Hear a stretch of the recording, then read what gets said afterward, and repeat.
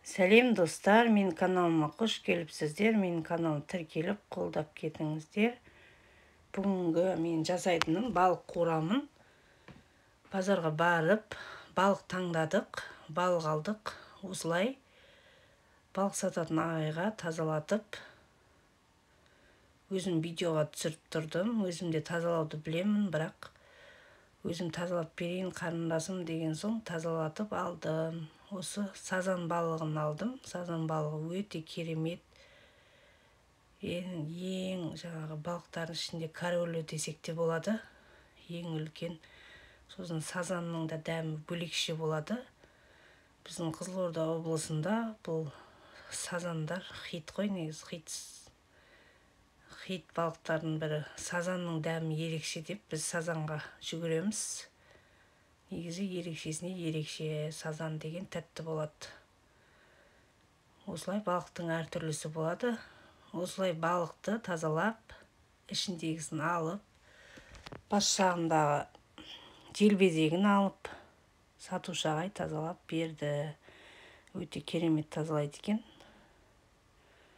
Бұл кісілер енді жаңағы өз жұмыстарының несі ғой, енді үйреніп қалған жұмысы тез жасап, бір 4 балықтай алдым.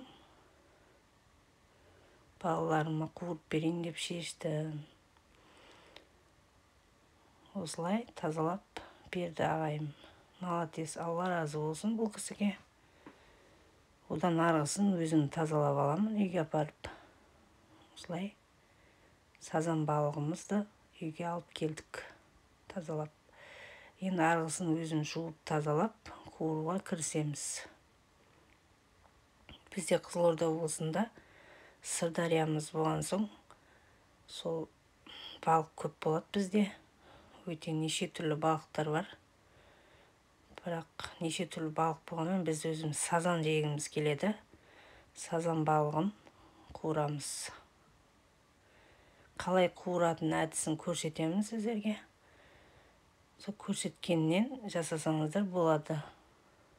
Осылай тілшелеп турап берді ағамыз. Менде 4 балық алғам. Мен оларды өзім істеймін деп ағайға өтініш жасадым.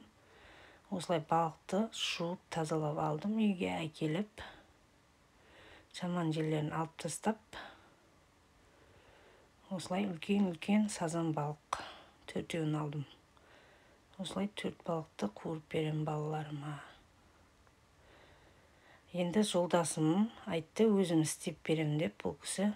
Енді балықты осылай турап алдық арғарай. Бір балықты турап берген ана кісі.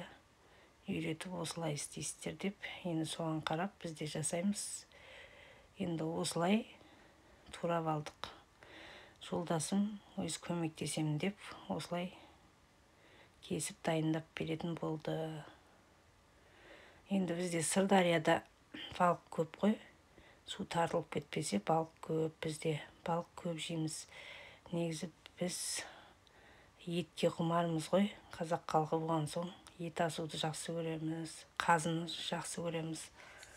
Суға сап қойып қазы қарта, етті, жалжая деген жеген жақсы көреміз.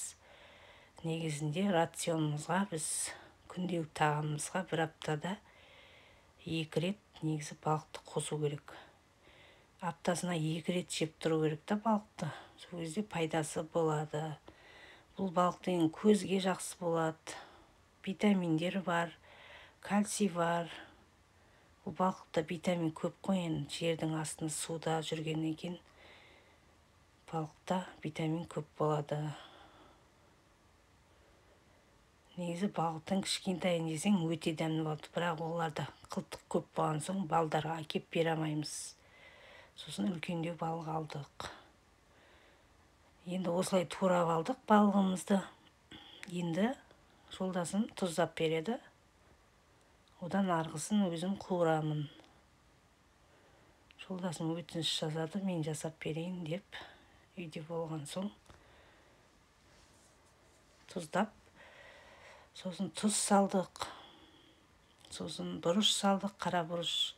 Сосын үйде балықтың приправасы болса, рыба деген, сол приправаны салып жесеңіздер болады. Мен де жаңа ұмытып кетіппін, сосын салмадым.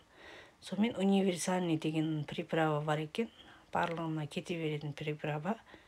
Сол приправаны да қостым. Енді себелеп дәмі шықсын деп қостық. Осылай тұз сүйіп аламыз. Свежий балық екен. Таңдап алмасаңыздар болмайды. Қазір балықты әкелетті, морозильникке тығып қоятындар да бар. Оны мұз қылып сататындар да бар. Ол балықтың дәмі жоқ болады онша. Бізде мынау кеп тұрған балық екен, свежий, тірі екен, өзі свежий екен көрініп тұр.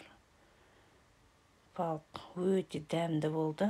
Осылай тұздап, бұрыш сеуіп, приправа сеуіп, 15 минут, 10 минутқа бұқтырып алдық. Осылай. Ішіне лавровый лист, сосын жаңа чеснок сап жесеңіздер болады, үйде бар болса. Дәмін келтіреді, дәмі әдемі болып шығады. Осылай енді бұқтырып, бір 10-15 минутқа бұқтырып бетін жауып қоямыз. Сосын оған дейін біз табаға май құйып, майымызды қыздырып, сосын жаңағы ұнымызды дайындап, шамалы ұн аласыздар, бір орта кеседей жартысынан ұнды алып, тәрелкеге салып, сосын балықты алып, аунатып, ұнға аунатамыз да, сосын майға қуырамыз. Осылай майға қуырсаң күшті болады. Негізі балықтан уқа жасасаң да болады. Буға пісір жесең өте жақсы болады. Негізі буға пісір жесең өз дәмі өзінде, өз витамині өзінде тұрады. Бұл балықты асып жесең де болады, қуырып, және де буға пісір жесең болады. Неше түрлі қылып істесеңіздер болады бұл балықты. Енді біз табаға майды қыздырып алып, осылай балығымызды қуырып аламыз. Әдемілеп қызарғанша. Бірінші қатты қойыңыздар, майды қызғанша. Одан кейін жай басып қойсаңыздар болады, астындағы отын. Сосын жай өзі бабымен қуырылады. Ал қатты қыздырып, қып-қызыл қылып жесеңіздер, ол майларыңыз қап-қара болып күйіп кетеді. Сосын қап-қара майға балық қуырмайсыздар ғой. Жай басып, отты осылай қуырып, бабымен қуырып жесеңіздер болады. Өте керемет қып-қызыл қылып қуырып жеңіздер. Менікі қып-қызыл қуырылды. Асықпай, бабымен қуырып жесеңіздер, өте керемет балық болып шығады. Енді балықтың тұзы көп болып кетті ма деп жолдасым айтып еді, көп сап жердің ба деп. Жоқ, көп болмапты, нормально, әдемі болған. Балықты жеп алдық, керемет болып шыққан. Сіздер де осымен менің рецептіммен жасап көріңіздер.